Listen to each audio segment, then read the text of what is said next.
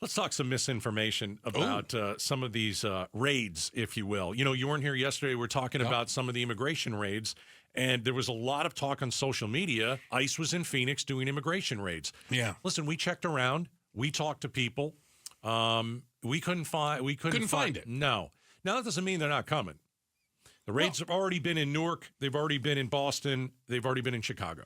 I'll point out that ICE works 365 days a year. Correct. Last year, they deported the most people they've ever deported in 10 years. Yeah. So that's what they do. Yeah. So they've been doing it all along. Here's the thing. How many people have been deported so far? Because I'm confused. In 4 days? Yes. Oh. So the White House says immigration agents have arrested 538 undocumented immigrants with criminal records. So we go with 538. Now, the Trump border czar, he said it's 3,000. So, okay, I know I'm going to be lied to. I don't care if it's a Republican or a Democrat, presidents, everybody, they all lie. I'm going with the 538. That seems to be the number about how many people have been taken off the streets. Okay. Okay. So let's go with the 538. Can I put it into perspective? Because I think a lot of people, we can all see that, man, like the psychological effect of what's happening here in the last several days with immigration. We're watching the raids on TV. We're seeing them. Trump has embedded, as I said yesterday when you weren't here, Trump has embedded the media with ICE, and they're showing the raids and the arrests. It's like Cops, right? It's like the show Cops, but now it's called ICE. So get this. I looked this number up. So we're going to go with 538, right? Okay. 538. Yeah. The number of arrests the White House publicized, 538, 530, was actually lower than the 675 detained when Trump took office in 2017. He's behind. But you wouldn't think that would be the case. Well, of course not. This is everything all marketing. that we've seen. It's ridiculous. And it's less than the Biden administration. Last year, ICE deported 271,000 people. Okay? By the way, I had to use my phone to do the math. This was in 1 year. And that is the most since 2014. Well, that's because he let everybody in. There weren't people here. When Obama deported 316,000. Yeah. So 271,000 means, divided by 365, 742 a day. It's a lot. That's what we have been doing. Yeah. So we're 200 a day behind so far. Is that it? Yeah, no, Okay. I mean... Just making sure. I think it's the really... numbers are numbers. I mean, math doesn't lie. It could go up. I mean, the numbers could go way up. We have no idea. Well, it can't. But it's only been a few days. There is a process to deport people, and the process involves the law. So you think there's a ceiling on how many people? Absolutely. What's the ceiling then? 300 sounds about like the highest we've ever done is 316. Last year, 271. I'll average it 300,000 a year. Pour more money into it, you can have more, right? Okay, we have to get the money. Yeah, you got to get the money. Congress, right? Congress appropriates the funds. The president doesn't. Yeah. And it requires detention facilities, judges, lawyers. They don't just grab people and drive them down to Mexico. That's not how the system works. Despite the fact that's how some people want it to work, it's not how it works. Correct. There is a process. And the process can handle about 300,000 people a year.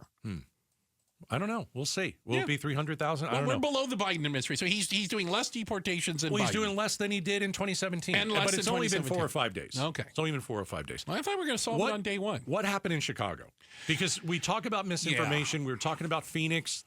ICE was not here. Well, ICE was not raiding people in Phoenix. That was on social media. So what happened in Chicago?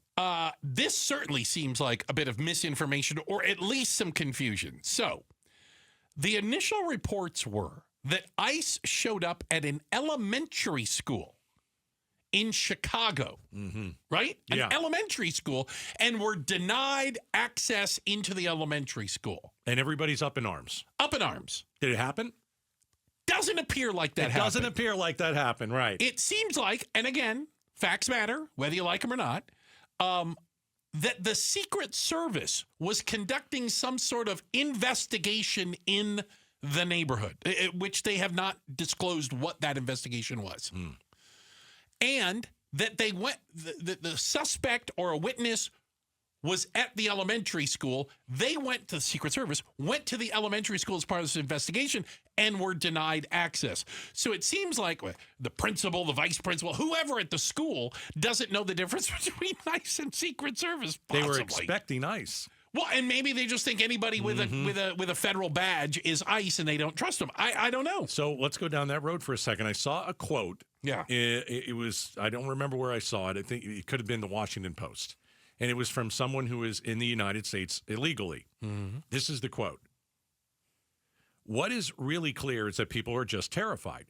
It seems like any time there's an unmarked cop car or something that kind of looks like a cop car, or you see someone with a badge, people are terrified. Yeah, distrust of government or law enforcement. So that kind of describes the overall atmosphere that some people are living in. Yeah, and you know, we've had this discussion before with police chiefs, sheriffs here, that type of distrust is bad for public safety, because people who distrust in general are also not going to be the ones to call 911 when an actual criminal is doing something. And they're not going to be the ones that say, hey, I know who this guy is. They're not going to offer this because they think that you're going to have some ulterior motive. So let me put it a little bit differently. If there's some people that have a problem with what's happening now, they shouldn't, right? In what sense? Well, as you said, the same thing was happening under Biden. Yeah. So we deport criminals. Okay, so why last year was a record year. So why the outrage then? Why are I'm not outraged. No. I'm talking about people out there. So why are some outraged about because of the marketing? Okay. The marketing is from the MAGA side, we're coming to kick the kids out and throw them across the border. Well, come on. Right.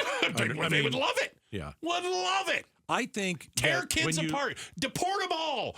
Who cares if they're citizens, if their parents are here legally? Kick them all out. Yeah. That's what they want. And that's what he promised. It's not going to happen. So everybody that voted for Trump thinks that way? A lot. My father thinks that way? They're certainly in favor of it. Is he opposed to the idea?